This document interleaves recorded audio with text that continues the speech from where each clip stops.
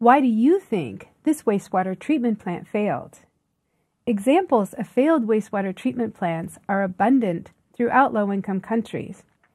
One common reason why is people try to use them for the treatment of fecal sludge, even though they were designed to only treat wastewater.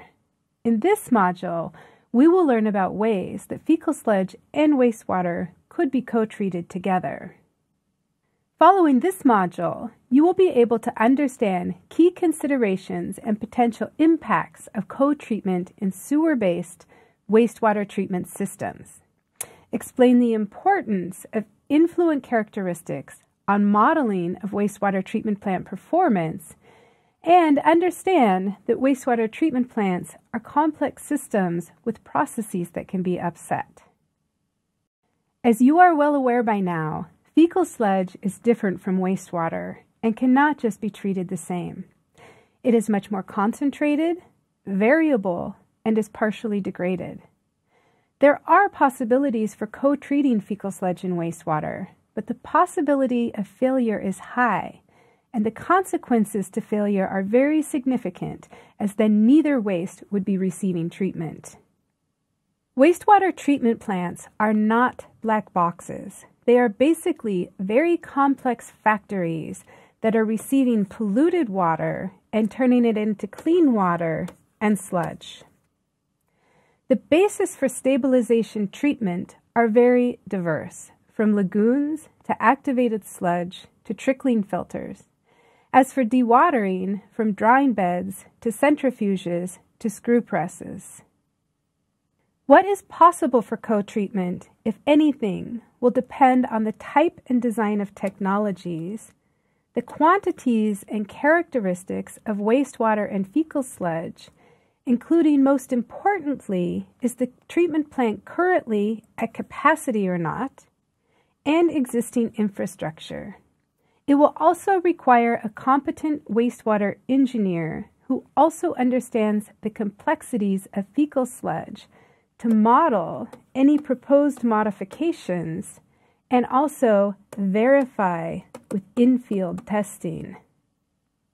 If you have a wastewater treatment plant that is currently under capacity, there are 3 ways you could investigate co-treatment with fecal sludge. 1. Dewater the fecal sludge and send the resulting solid and liquid streams for treatment with the solid and liquid wastewater streams. 2. Treat the fecal sludge together with the biosolids, starting from the dewatering stage. And 3. Directly treat the fecal sludge with the influent wastewater. In general, 3 is not recommended, and it needs to be stressed that fecal sludge should never be added directly into secondary wastewater treatment. The preferred option for co-treatment is starting with dewatering of fecal sludge. This could include settling thickening tanks, drying beds, or mechanical dewatering. If you're looking for fecal sludge dewatering solutions prior to the development of additional infrastructure, temporary options like geotextile bags could be considered. The effluent could then either go into primary or secondary treatment for co-treatment with the wastewater, depending on the characteristics, and the solids could then be co-treated together with the waste sludge or biosolids. With this option, ways to increase dewatering and drying of both solid streams could be investigated, thereby increasing the treatment capacity of the plant. For example, with conditioning, the bioburn pelletizer, mixing of sludge on drying beds, or thermal options.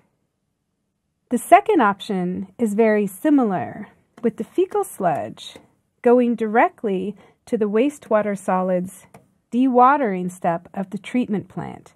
For example, dewatering on drying beds. This figure is from the 1984 U.S. EPA publication on how to co-treat septic sludge in wastewater treatment plants. The allowed loading depends on whether the treatment plant is at capacity. and what type of treatment technologies are employed.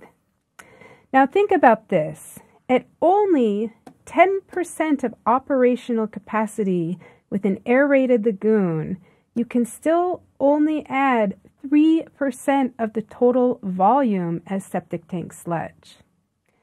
For treatment plants that are operating at 90% of their capacity, the allowed loading volumetrically is less than 0.5% of the total influent volume. But what is even more important to consider is that these calculations were based on selected values for septic tank sludge in the United States in the 1980s.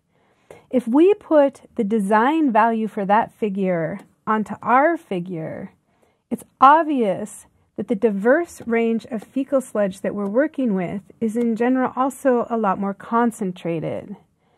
This means the possible loadings would have to be adjusted to be even much lower. This stresses the importance of when implementing anything that tests need to be made on the local sludge that will be treated to understand settling dewatering behavior and the characteristics and quantities that will be treated. Chapter 9 in the Fecal Sludge Management book covers detailed modeling in more depth. It covers the impacts that fecal sludge with different strengths, concentrations, degradable organic matter, and also inert solids have on the loading of wastewater treatment plants. Impacts on operations that can lead to failures include reduced effluent quality, maxed out aeration resulting in aerobic processes turning anaerobic, incomplete oxidation, filamentous bacteria, and overloading acetylene tanks and clarifiers. Overloading of anaerobic systems can also lead to an inhibition of biological processes and increased sludge production, maxing out solids handling.